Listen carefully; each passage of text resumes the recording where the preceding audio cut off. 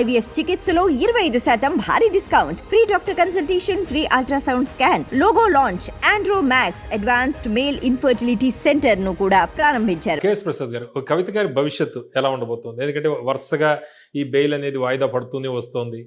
ఇంకా వాయిదా పడుతుంది. ఆల్రెడీ బెయిల్ వచ్చింది. మనీష్ సిసోడియాకి వచ్చిన బెయిల్ ఈస్ టోటలీ డిఫరెంట్ అండి. ఇప్పుడు the primary motto of this particular case చూస్తే ఎవరెవరైతే సదరన్ స్టేట్స్ వాళ్ళు అందరూ అప్రూవల్ అయితేనే కానీ వాళ్ళు బయటికి రాలేదు.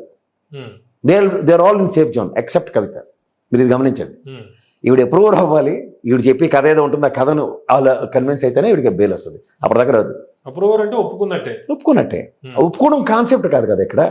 ఒప్పుకోవడం కాన్సెప్ట్ ఏంటంటే వాళ్ళందరూ తప్పించుకుని మొత్తం బ్లేమ్ అంతా ఇటుపక్క వచ్చే కార్యక్రమానికి తెరలేపారు. మీకు అర్థమవుతుందా? సో ఇక్కడ ఏ మాత్రం మూవ్ అదర్ దాన్ ఒకటే ఒక రైట్ మూవ్ ఏంటంటే అప్రూవర్ అయిపోయినట్టే కేజ్రీవాల్ నాడు మాడతెట్టేస్తారు. ఇది వాళ్ళకి కావాల్సింది. అంటే కేజ్రీవాల్ ని ఇరికించడానికి లేకపోతే కేజ్రీవాల్ ని లోపల ఉండేటట్టు కంటిన్యూ చేయడానికి కవితని పావుగా వాడుకునే అబ్సల్యూట్లీ. ఇది ఎంతకన్నా దీంట్లో ఇంకేం రాకెట్ సైన్స్ లేదు. అది మనీష్ సిసోడియాకి మారేదాకా ఆమెకు బెయిల్ వచ్చే అవకాశం లేదు. ఎందుకంటే మీరు మాగుంట గారి ఫ్యామిలీని చూడండి, విజయసాయి రెడ్డి గారి అల్లుడికి చూడండి, వాళ్ళకి ఎప్పుడు బెయిల్ వచ్చాయి? అప్రూవర్ అయిన తర్వాత. అదంతా మీరు బూమరంగా లాస్ట్కి ఎక్కడ కన్సల్టేట్ అయింది? అది కవిత గారి దగ్గర కన్సల్టేట్ అయింది కదా. అవునంటారు కదంటారా? Till such time bargaining time ఉంది. ఏది ఎలక్షన్స్ అనో ఏవో ఎక్స్క్యూజెస్తో ఒకసారి ఈడీ ఇంటికి రావడం, తర్వాత మేము రావు, మీరు వస్తారు, ఇవన్నీ వస్తే ఫైనల్గా ఏమైంది? ఇక్కడ వీళ్ళు ఎంత కాస్ట్ ఆఫ్ పార్టీస్ అండి. ఇప్పుడు అదే కదా రవిప్రకాష్ గారు లాంటి స్థాయి కలిగిన వ్యక్తి కూడా బీఆర్ఎస్ మెర్జ్ అయిపోతుందన్న విషాద గీతాన్ని కూడా ఏమి కాకుండా ఆలపించగలుగుతున్నారు అనేది పక్కకు పెడితే ఒక అండర్స్టాండింగ్ ఇలాంటిది ఏదో వచ్చి ఏ అండర్స్టాండింగ్ ఏమవుతుంది? వీళ్ళని ఎంటర్టైన్ చేసుకుంటే ఆంధ్రలో బీజేపీకి లేపుకున్నట్టు లేపుకోవాలి. వీళ్ళని కూడా కూర్చోపెట్టి పనికహార పథకంలాగా.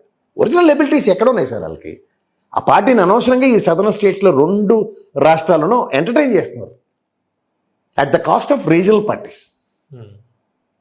వాళ్ళకి డైరెక్ట్గా కాంగ్రెస్తో యుద్ధం చేసేంత సామర్థ్యం బీజేపీ దగ్గర లేదు. 119 నియోజకవర్గాల్లో తగడం బగడం అన్న దగ్గర సభలే లేదు.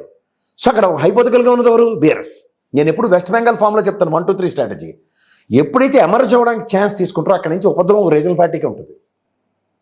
అక్కడ కమ్యూనిస్ట్ పార్టీ కనుమరుగైపోయింది. మీరు గమనించట్లేదు? అంత స్థాయి కలిగిన పార్టీలు సేమ్ సిచ్యువేషన్స్ ఇక్కడ కూడా. ఈ తెలంగాణలో టీడీపీ భవిష్యత్ ఏంటి? అంటే మళ్ళీ పునర్వైభవం వచ్చే అవకాశం ఏదైనా ఉందా తెలంగాణలో? ఇవాళ బీఆర్ఎస్ బాగా ఫోకస్ చేస్తున్నట్టున్నారు కదా తెలంగాణ. ఎక్కడ నేను వచ్చారు ఆయన కార్యకర్తలను కలుస్తారు అందరు. పాపం ఖమ్మం నుంచి, ఆదిలాబాద్ నుంచి, అందరి దగ్గర నుంచి వచ్చారు. ఒక ఖమ్మం ఆయన అయితే ఒక పర్సనల్ ఇష్యూ పట్టుకుని వచ్చాడు అతనిది వీసా విషయంలో హెల్ప్ కావాలని. అలావన్నీ కలవనివ్వకుండా స్థాయి కలిగిన పొలిట్ బ్యూరో మెంబర్లు, జనరల్ సెక్రటరీ స్థాయి కలిగిన వాళ్ళు లంబూతులు తిట్టుకుంటూ వాళ్ళని కార్యకర్తలను అవమానం చేశారు. వాళ్ళ విషయం పక్క పెడితే చంద్రబాబు గారు సీరియస్ గా ఉన్నట్టే కనిపిస్తుంది. ఏమీ కనబడదు సార్. ఇప్పుడు నిన్న కూడా మీరు ఒక ఇండైరెక్ట్ డైలాగ్ ఎక్కడ ఓపెన్ అయిందంటే తెలుగుదేశం పరంగా జనసేన సభ్యత్వ నమోదులు ఉధృతంగా జరుగుతున్నాయని తెలంగాణలో. అంటే దాని అర్థం ఏంటి? వీళ్ళు ఆల్రెడీ డౌన్ సైజ్ ఉన్నారు గత ఎలక్షన్స్ అన్నింటిలో. మీరు చూడండి ఎక్కడి నుంచి రివ్యూ పోతారు. పైపచ్చి ఇప్పుడు ఉన్న వాళ్ళు ఎవరికంత అతిరేద మహారథులు ఉన్నారు శక్తి కలిగిన వాళ్ళు చెప్పండి. వాళ్ళతో పార్టీని స్టేట్ వైడ్గా వైబ్రేషన్స్ క్రియేట్ చేసే అంత స్థాయి కలిగిన నాయకులు ఎక్కడ ఉన్నారు? ఒకరి తర్వాత ఒకళ్ళు అందరూ చేదారిపోయినట్టే కదా. సో ఓవరాల్గా ఇప్పుడు వాళ్ళు రీవ్యాంప్ అవడానికి ఖచ్చితంగా వాళ్ళ ఫ్యామిలీ పరంగానో బాలకృష్ణ గారు కానీ, లేదంటే లోకేష్ గారు కానీ, లేదంటే చంద్రబాబు నాయుడు గారు కానీ నడుము బిగిస్తే కానీ ఖచ్చితంగా ముందుకు. వాళ్ళకి ఆ నమ్మకం ఎందుకు వస్తుంది అంటారు? పార్టీ టాప్ లీడర్కి, టాప్ స్థాయి వాళ్ళకి తెలంగాణలో మేము మళ్ళీ పునర్వైభవం పొందొచ్చు. ఎవరు ఏ టాప్ లీడర్ ఉన్నాడు ఇప్పుడు? ఎవరు పనికొచ్చిన చెప్పండి. వెళ్తే ఏమీ కాదండి. వీళ్ళ నియోజకవర్గంలో సర్పంచ్లు కూడా గెలిపించుకోలేని స్థాయి కలిగిన నాయకులే ఇప్పుడు ఉన్నారు టీడీపీలో తెలంగాణ పరంగా. ఒకప్పుడు రామారావు గారి టైంలో ఇది one of the back bone Telangana. Andhra కన్నా సూపరేటివ్ డిగ్రీస్ లీడర్స్ ఉన్నారు ఇక్కడ. అందరూ ఒకరి తర్వాత ఒకరు. మీకు ఒకటి చెప్తున్నాను సార్, 2 ఎలక్షన్స్ మీరు గమనిస్తే ప్రజారాజ్యం పార్టీలో అతిరథ మహారాజులను ఎప్పుడైతే తెలుగుదేశం కోల్పోయిందో కాంగ్రెస్ గెలుపుకు ఉపయోగపడింది. ఈసారి వైఎస్ఆర్సీపీ అండ్ తెలుగుదేశం ఇద్దరు చేతకంతనంతో పవన్ కళ్యాణ్ గారిని బీజేపీని ఎమర్జ్ చేసుకుని ఇట్నుంచి అయింది. మీరు గమనిస్తే అక్కడ టీడీపీ గెలుపుకి. కానీ టీడీపీ గెలుపు కన్నా ఉనికి లేని ఒక పార్టీ ఎమర్జ్ చేసుకున్నారు వీళ్ళు. ఆయన ఎప్పుడో కుమారస్వామి గారిలో నాకు అవకాశం ఇచ్చినా బాగుండన్న దగ్గర ప్రాక్టికల్గా చేసి చూపించారు. సో అట్లాగే ఇప్పుడు మీరు తెలంగాణకు వస్తే కూడా వీళ్ళు నిలబడినప్పుడు ఏం చేశారు?